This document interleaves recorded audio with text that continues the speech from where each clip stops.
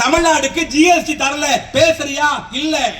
100 நாளுக்கு வேலை வாய்ப்பு பணம் கொடுக்கல, பேசுறியா? கேக்குறியா? இல்ல. நீ சுத்தி சுத்தி எங்க வர? யார பத்தி பேசுற? யார தாக்கி பேசுற? யார டார்கெட் பண்ற?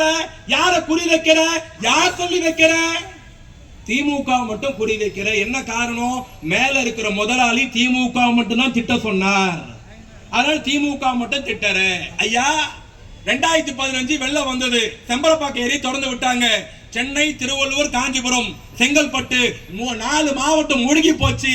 3 நாள் கோடீஸ்வரர்ல இருந்து பிச்சைக்கார வரைக்கும் ஒருவேளை சோத்து கஷ்டப்பட்டான். இந்த நடிகர் எங்க போயிருந்தார்? சென்னையில அவருக்கு 10 கல்யாண மண்டபம் இருக்கிறதா சொன்னாங்க. 2015 வெள்ளத்துல எந்த கல்யாண மண்டபத்திலேயாவது 100 பேரை உட்கார வச்சு சோறு போட்டியா? ஒருவேளை அரிசி கொடுத்தியா? ஒரு ரொட்டி துண்டு கொடுத்தியா? வீட்டை விட்டு வெளியே வந்தியா? 2015 வெள்ளம், வீட்டை விட்டு வெளியே வரல. 2019 எடப்பாடி லாக்டவுன் போட்டாரு, 20 மாசம்.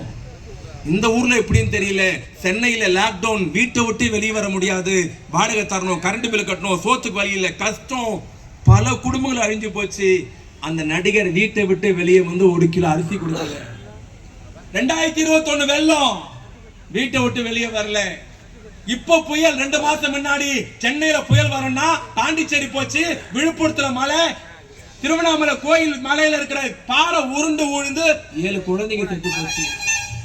ஐயா, திமுக திட்டுறீங்களே, குறை சொல்றீங்களே, இந்த 7 மாவட்ட சின்ன பின்னமாச்சு, 50 பேர் செத்து போயிட்டானே, 5000 வீடு விழுந்துருச்சு, 1 லட்சம் விவசாயி பாதிக்கப்பட்டானே, 5 மாவட்டம் அலோகப்பட்டது. நீங்க வீட்டை விட்டு வெளியே வரலையே. ஏன் உங்க கால் சேர்ல படாதா? உங்க கார் மழை தண்ணில வராதா? இதை விட கொடுமை என்ன தெரியுமா? ஒரு நடிகையின் கல்யாணத்துக்கு கோவாக்கு போனாரு. நடிகையின் கல்யாணத்துக்கு கோவாக்கு போக தெரிஞ்ச நடிகருக்கு கடலூருக்கும் விழுப்புரத்துக்கும் திருவண்ணாமலைக்கும் வர தெரியலையே. நீலாம் அரசியல் தலைவரா? நீலாம் மக்கள் பிரச்சனை தீர்ப்பீங்களா? பெரியவர்களே, அந்த 7 மாவட்டத்திற்கும் கொட்டுகிற மலையில் இடுப்பளவு சேரில் நடந்து போய் மக்களுக்கு மீட்பு பணி தந்த ஒரே தலைவன் உதயநிதி ஸ்டாலின் என்ற தலைவன். யார் வேணும்? நடிகர் வேணுமா? உழைப்பாளி வேணுமா? கோவாக்கு போறவர் வேணுமா? மழத்துல கால் வைக்கிறவர் வேணுமா? சினிமா டைலாக் பேசுவீங்களா? வெக்கமா இல்லையா உங்களுக்கு? திமுக குறை சொல்லி பேசுவீங்களா? என்ன தெரியும் திமுக பத்தி? இந்த கட்சி சாதாரண கட்சியா? நேத்து போய் எங்களுக்கு ஒரு பெரிய கொடுமை என்ன தெரியுமா? நான் முதல்லயே சொன்னேன், மதுராந்தக ஆறுமுகம் இன்னைக்கு போயிருக்க ரமேஷ் வரைக்கும் இந்த கட்சிக்கு வயசு 75, திமுக வயசு 75. இந்த கட்சி பார்த்த சோதனை மாதிரி, இந்த கட்சி செஞ்ச துயரங்கள் மாதிரி, நாங்க பார்த்த ஜெயிலு மாதிரி, நாங்க பார்த்த போராட்டம் மாதிரி, நாங்க பார்த்த துப்பாக்கி சூடு மாதிரி, நாங்க பார்த்த தடியடி மாதிரி இந்தியாவில் எந்த இயக்கமும் பார்த்ததில்லை. மறந்துடக்கூடாது. ஒரு ஜெயிலுக்கு தாங்குவியா நீ? கொடுமை தெரியுமா? நாங்க யார் யார் கூட அரசியல் பண்ணோம் தெரியுமா? நேரு கூட அரசியல் பண்ணோம், இந்திரா காந்தி கூட அரசியல் பண்ணோம், மொராய் தேசாய் கூட அரசியல் பண்ணோம், சரண் சிங், விபி சிங், வாஜ்பாய், அத்வானி, ராஜீவ் காந்தி, சஞ்சய் காந்தி, இவங்க கூட எல்லாம் அரசியல் பண்ணோம். தமிழ்நாட்டில் எடுத்துக்கோ, பெருந்தலைவர் காமராஜரும், பக்தோச்சலம், எம்ஜிஆரும், மாப்போசி, ஜீவா, கல்யாண சுந்தரம், ஜெயலலிதா வரைக்கும் அரசியல் பண்ணோம்டா திமுக காரெல்லாம். எங்களுக்கு வந்த கேடு காலம். இப்ப யார் யார் கூட அரசியல் பண்றோம் தெரியுமா?